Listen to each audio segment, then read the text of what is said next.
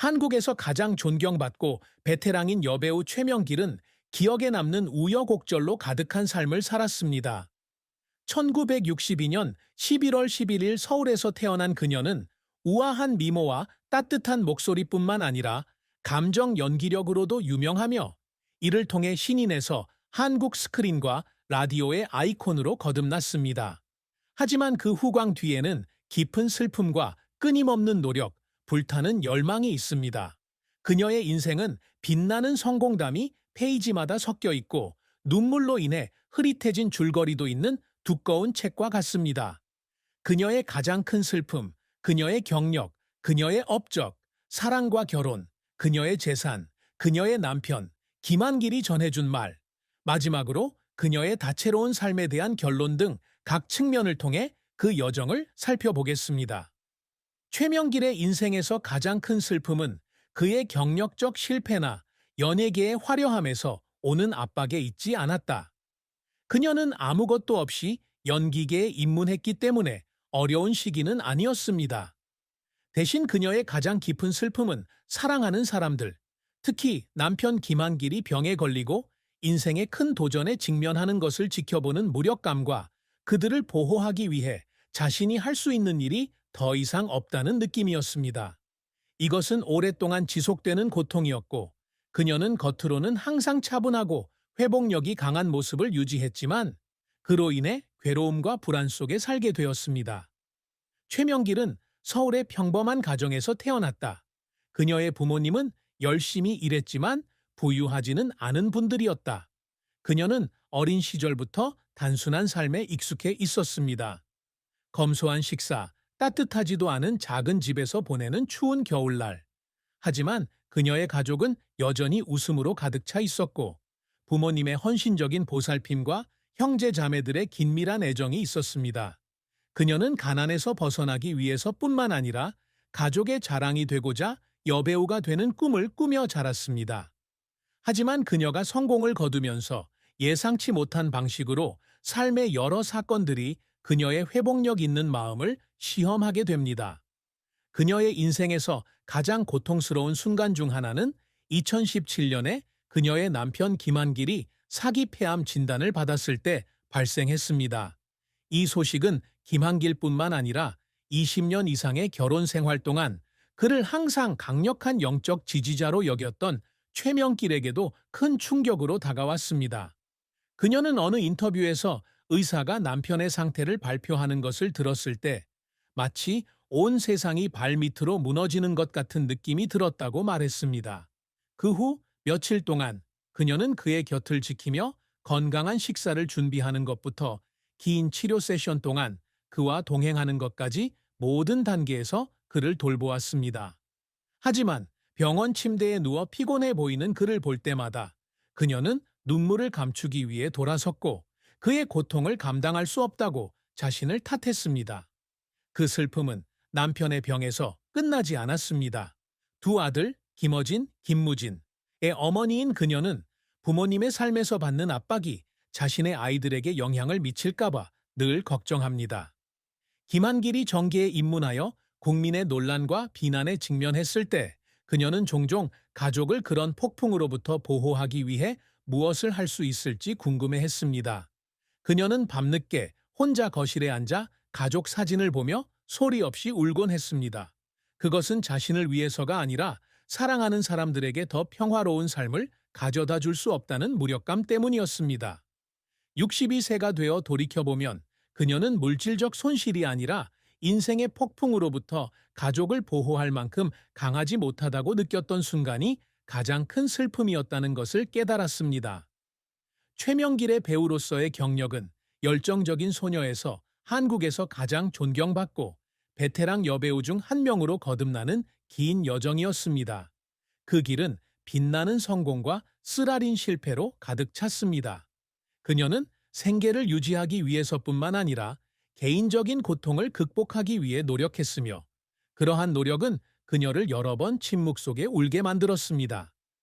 최명길은 1980년대에 연기 경력을 시작했는데 당시 그녀는 매우 어리고 경험이 부족했습니다. 그녀는 1984년 MBC 드라마 눈 속의 매화나무에 데뷔하여 단역을 맡았지만 따뜻한 목소리와 우아한 외모로 인상을 남겼다. 이 역할을 통해 그녀는 더 큰 프로젝트에 참여할 수 있는 기회를 얻었고, 그녀는 곧 작은 화면에서 친숙한 얼굴이 되었습니다. 하지만 그녀의 진정한 전환점은 1993년 SBS 드라마 결혼에 출연하면서 찾아왔습니다. 그녀는 사랑을 믿지만 남편에게 배신당하는 여자 역을 맡아 SBS 연기대상에서 대상을 수상했다. 이 영화는 시청률 성공을 거두었을 뿐만 아니라 그녀의 감정 연기 재능을 입증하기도 했습니다. 1994년은 그녀의 영화 경력에 있어 중요한 이정표가 되는 영화 로지 라이프, 라비 앤 로즈로 기록되었습니다. 영화에서 그녀는 가게를 한밤을 머물 수 있는 쉼터로 빌려주는 만화책 가게 주인 역을 맡았는데 강하면서도 연약한 캐릭터를 연기했다. 이 역할로 비평가들의 호평을 받았을 뿐만 아니라 청룡영화상, 백상예술대상, 낭트 3대륙 영화제에서 여우주연상을 비롯한 여러 권위 있는 상을 수상하기도 했습니다.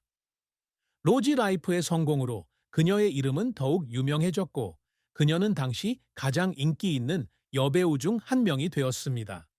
하지만 그러기 위해 그녀는 쉬지 않고 일해야 했고 종종 밤새 촬영하고 대사를 외우느라 지칠 지경이었고 한 번은 촬영장에서 압도당해 실신한 적도 있었습니다. 최명길은 1995년 김한길과 결혼한 뒤 가정에 집중하기 위해 일시적으로 일을 줄였다. 하지만 그녀는 자신의 열정을 포기하지 않았습니다. 1996년 그녀는 KBS 드라마 용의 눈물에서 강인하면서도 비극적인 캐릭터인 원경왕후 역을 맡아 돌아왔다. 이 영화는 엄청난 시청률을 기록했고 이 역할을 통해 그녀는 역사 영화 장르에서 자신의 입지를 굳건히 하는 데 도움이 되었습니다. 주목할 점은 그녀가 촬영 중에 쌍둥이를 임신 중이었지만 출산 전까지 역할을 완수하기 위해 노력했다는 것입니다. 그 시절은 쉽지 않았습니다. 그녀는 종종 두꺼운 옷을 입고 몇 시간씩 서 있어야 했고 허리 통증과 피로를 견뎌내야 했지만 한 번도 불평하지 않았습니다. 어느 날 긴 장면을 촬영한 후 그녀는 휴게실에 혼자 앉아 배를 움켜쥐고 압박감에 울었지만 다시 눈물을 닦고 계속했습니다. 그녀의 경력에도 좌절이 있었습니다.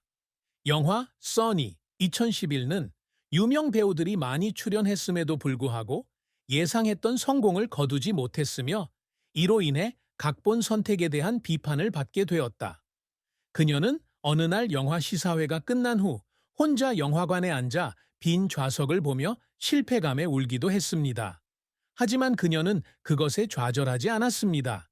그녀는 이후 2014에서 갈등하는 법무부 장관 역을 맡아 SBS 연기대상에서 여우주연상을 수상했다.